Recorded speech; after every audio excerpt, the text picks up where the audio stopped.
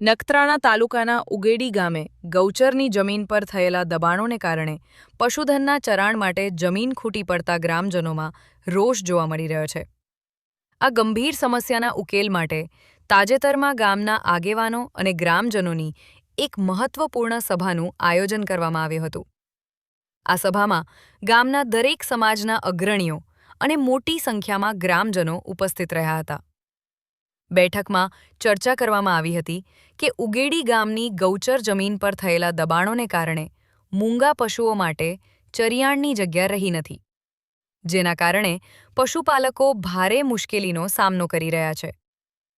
ઉપસ્થિત ગ્રામજનોએ એકસૂરે માંગ કરી હતી કે વહીવટી તંત્ર દ્વારા આ બાબતને ગંભીરતાથી લેવામાં આવે અને ગૌચરની જમીન પરના તમામ દબાણો દૂર કરી જમીનને તાત્કાલિક અસરથી ખુલ્લી કરવામાં આવે, જેથી પશુધનને ચરાણ માટે પૂરતી જગ્યા મળી રહે.